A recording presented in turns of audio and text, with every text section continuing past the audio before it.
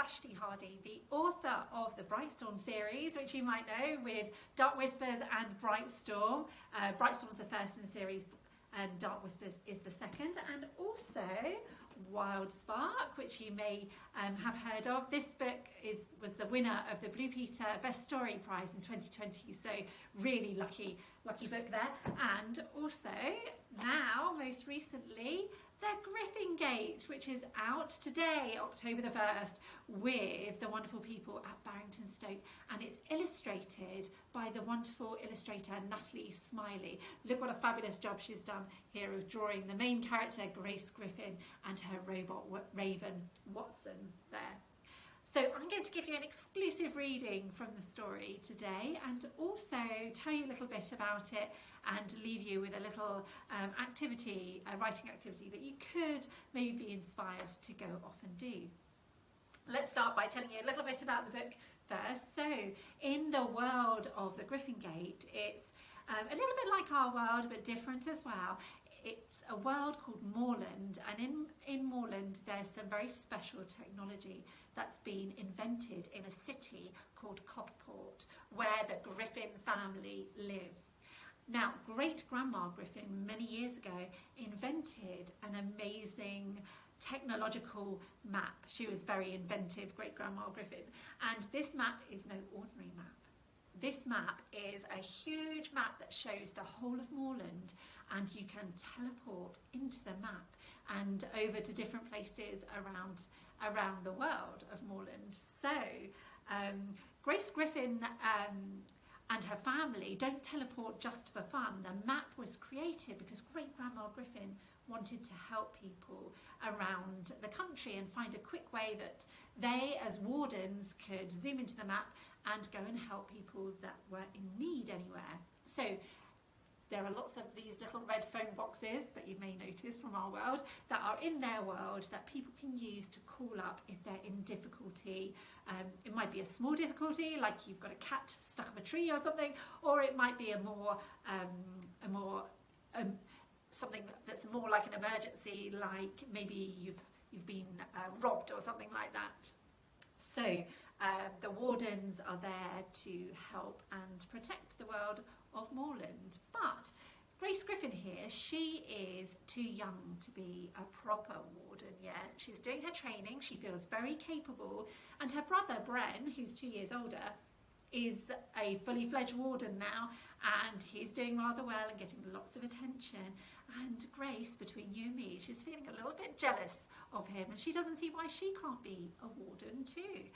She thinks the rule of wait until you're 15 is a bit silly, and she thinks at 13, why can't she do it as well?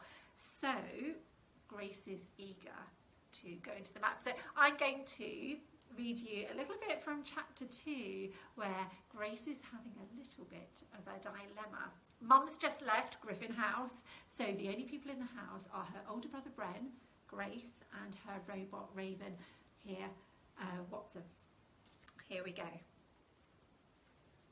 Watson flew over to the training area. "Come along then, Grace," the raven said. "No time like the present." Grace rolled up her uniform sleeves. "Bren, why don't you join us?" she suggested. "They always used to have fun training together." "I'm too busy," Bren said, picking a book off the shelf and sitting beside the map. Grace huffed. Watson chopped the back of her leg with his wing. Her knees went to jelly. "Hey, I wasn't ready," Grace cried. "Combat rule number 1, always be ready," Watson said in Mum's voice. Watson had the ability to record speech and play it back whenever he wanted. Grace found it annoying, especially as Watson mostly played back Mum's many warden rules. They began the training warm-up. This was a routine of stretches and lunges, then a series of arm twists and leg sweeps, all with the aim of keeping flexible and sharp. After the warm-up came combat sparring, where you had to win points by disarming your partner. Mum said you never knew what was going to be on the other side of the gate. It was true that most calls could be solved simply, but wardens should always be ready to defend themselves. After a while, the front door bell rang. "Grace, the door," Bren Bren said, looking up from the manual he was reading and raising his eyebrows. I'm busy training and Watson can't go, Grace replied, looking down at Watson. The raven was pinned beneath her grip.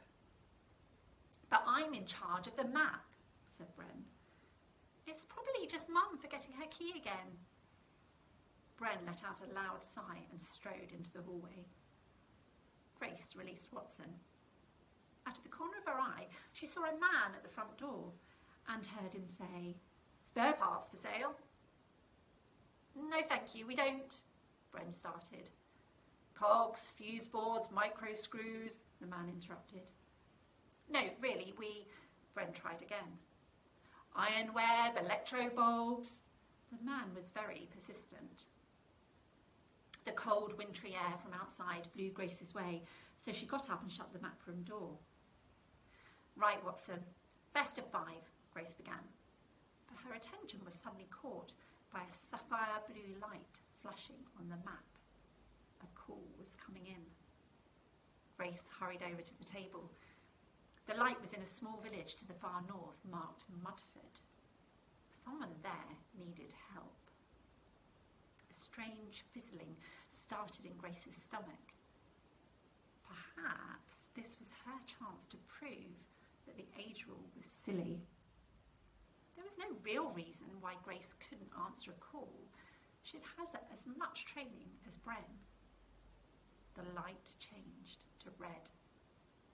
It was an emergency. Someone needed help right now. Bren was still speaking to the man at the front door, and Mum was at the mayor's. They couldn't blame her for trying to help, surely.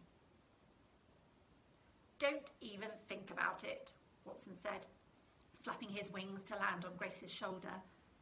Bren, Watson started calling. Swiftly, Grace clamped her hand around his beak. Her mind was made up. This was her chance to prove herself. She glanced around and saw that Bren had left his recompass on the arm of his chair. Still holding Watson's beak, Grace dashed over and stuffed the recompass into her pocket. Then she saw the stun stick she'd just mended beside it and shoved it in her ankle pocket. Watson's muffled protest wouldn't stop her. She dashed back to the map and touched the flashing gate. In an instant, it was as if Grace's body was being pulled in many directions at once, and she was surrounded by bright blue crackling light. She landed with a thud, feeling as if her body had been broken into 1,000 parts, then jolted back together. Grace looked around. She was in a village that looked like something out of a fairy tale, with crooked old buildings, cone rooftops, and creeping ivy. Not far away was a tall red box with windows. Great-Grandma Griffin had replicated these from old times, Mum had said.